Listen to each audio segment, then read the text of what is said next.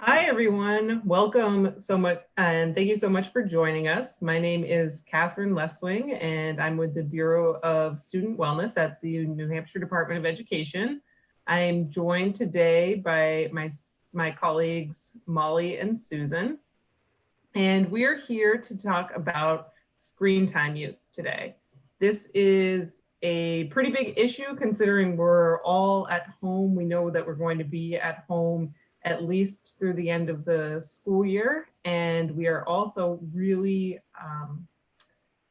confronted with a lot of screens in our lives now that we are working from home, we're learning from home, and we also use our screens for leisure. So we thought we would have a little chat informally about what's working for us and what's not working for us and some things we'd like to try. Just a reminder to like us on Facebook if you haven't already. We're at NH Student Wellness. We're on Twitter at NH Schools. You've hopefully found our YouTube channel here, NH Student Wellness.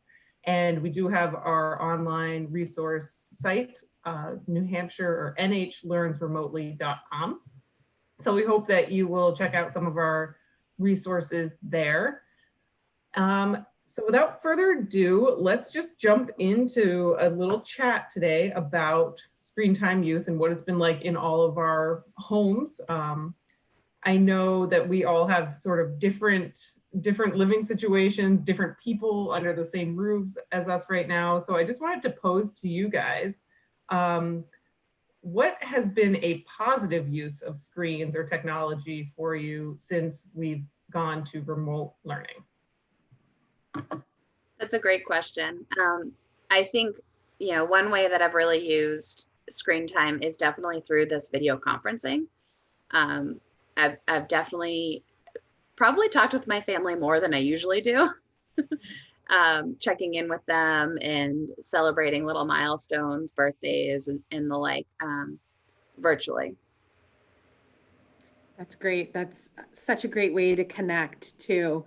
I think probably one of the most positive ways, one of the most positive ways I've used this technology is like doing what we're doing right now and reaching out to educators, families, and students. And if we could be the smallest kind of resource possible, then it makes what we're doing with this technology a win.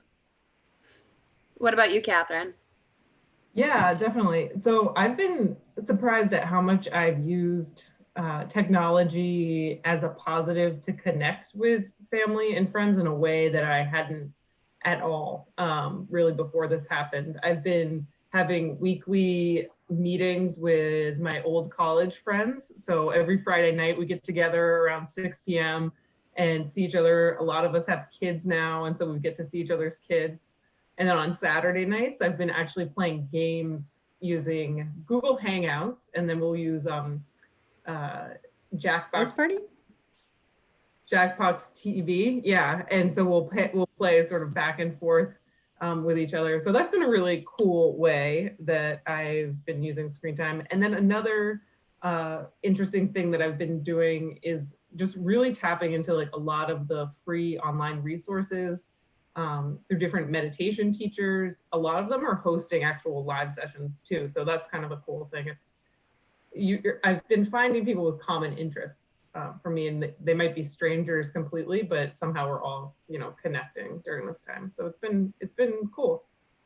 I totally agree with you. The free resources have been fantastic. I watched a live stream or not a recording of the Phantom of the Opera over the weekend, which was like amazing. I spent too long watching it, but it was great that it was free. Yeah. That's great. I know I love this use of technology in different ways that maybe I wouldn't have done before. But when you think of your use of technology now, what have you found that's not working?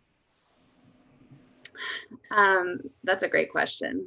I think having push notifications on is not working for me, particularly like the news websites. I talked about it this morning in my coffee chat, but I was getting inundated with news, updates about every little thing. So turning those off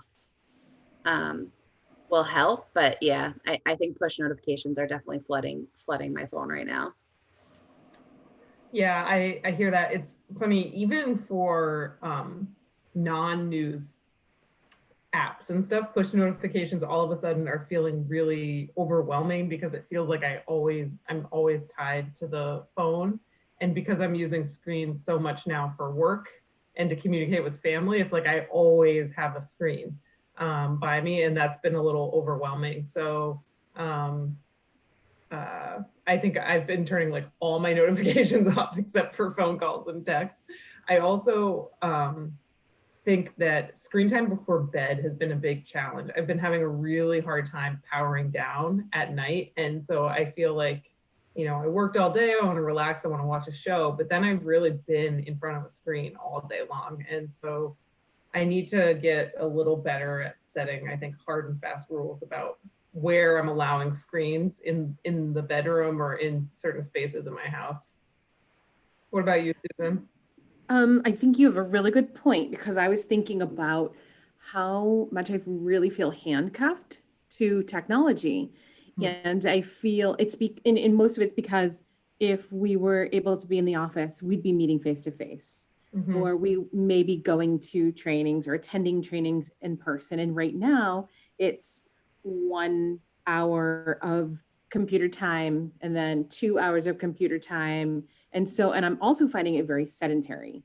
So I'm kind of struggling with the sitting all the time. So I'm noticing, just to offset that, I'll take it into my room where I can have a shelf that's a little higher.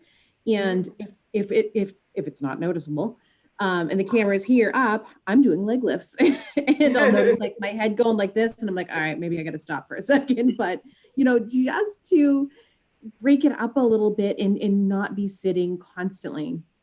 And I think one of the other things that I kind of struggle with a little bit as a parent is I have a teenager who is not with his classmates. So I'll notice my son is on his game. And I'm like, honey, you've been on your game for longer than what you're usually on. He's like, but I'm talking to so and so and so and so, and I don't ever get to see them. And I'm like, oh, all right, okay, I'll be lenient in this area and maybe ease up on some of those restrictions. And at the same time, it's like, okay, this much longer. And then we really have to set some limits.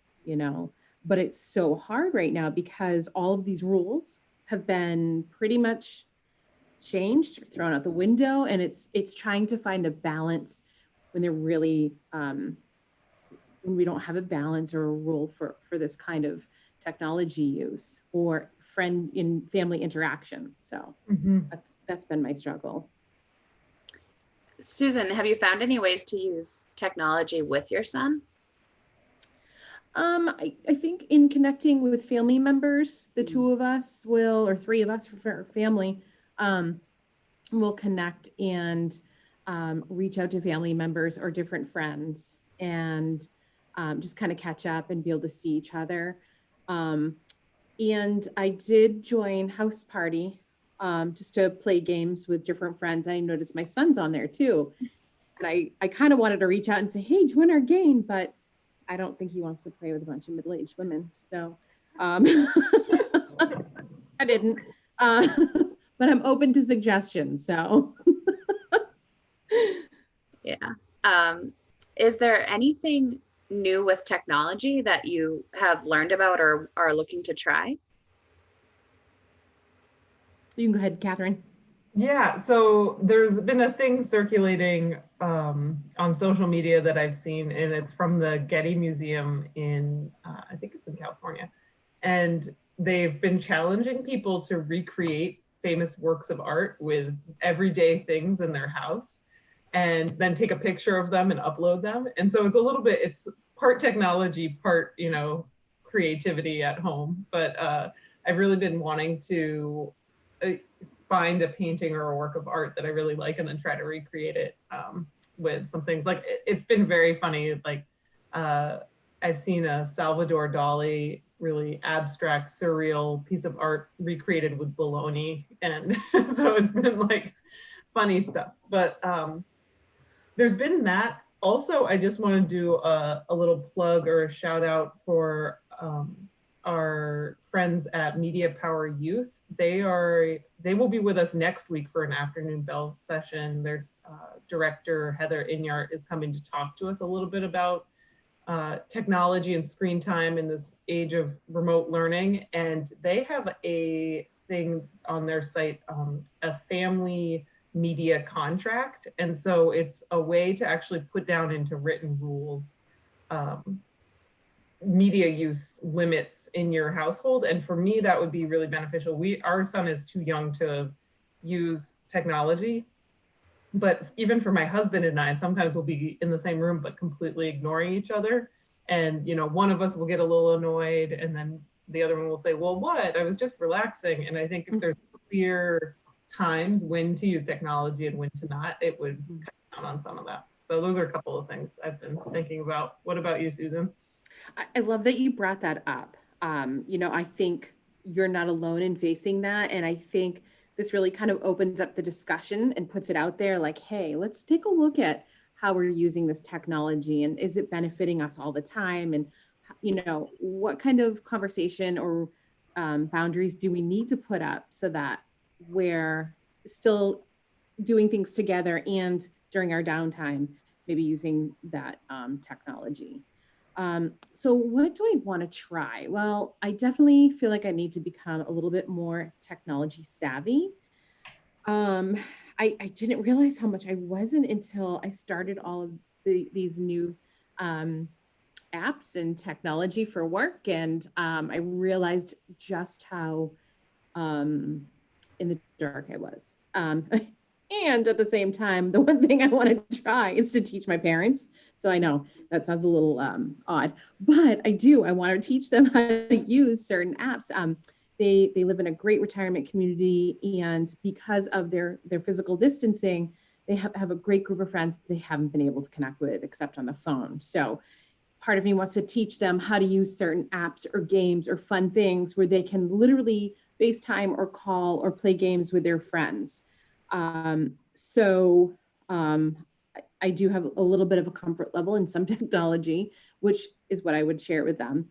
But I just want to be able to see them have the benefits that I'm able to have with reaching out to friends. So what about you, Molly?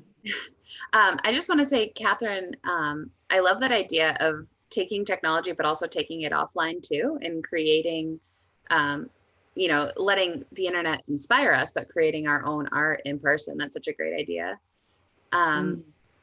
One thing I want to try is, and this was not my own idea, I saw actually another YouTuber doing it, but you can tour on Google, you can Google different museums and take tours through them. So you can walk through museums in Europe and Canada and all over the world and just kind of walk through them like you would, but it's all virtual. So I thought that would be pretty cool to take some time. I mean, it's something I probably wouldn't otherwise get to see. So hopefully one of these weekends I'll carve out some time to do that. Yeah, it's almost like you could plan a virtual vacation. Yeah.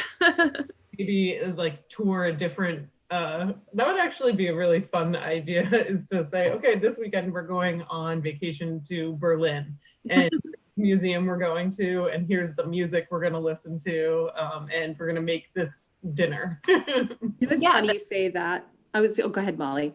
Oh, I was just going to say, the YouTuber that I saw, actually, they were touring a French museum and she had made a French baguette to kind of like go along with the whole theme.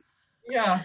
That's great. Yeah. So. I had a friend who, her and her friend had planned a trip to Italy last week. And of course it was canceled. So they got Zoom ready. They both on each of their ends made an Italian dinner, had a nice bottle of Italian wine, and that had different props and other videos that they could share with each other like they were still vacationing together. So I thought that was really creative in how they were using technology. So the vacation sounds good right now. I think a lot of people are getting so creative with how they use technology. I've seen people, recreating entire musicals and movies through Zoom and those other kinds of hangouts too. It's really cool. I agree. Very creative. So I just want to thank everybody for tuning in today to this live session. And we will be back tomorrow morning with our morning coffee chat. And I want to encourage you guys to like and find us on Facebook, Twitter, here on YouTube. And we have our resource website, nhlearnsremotely.com. Have a great day. Thank you.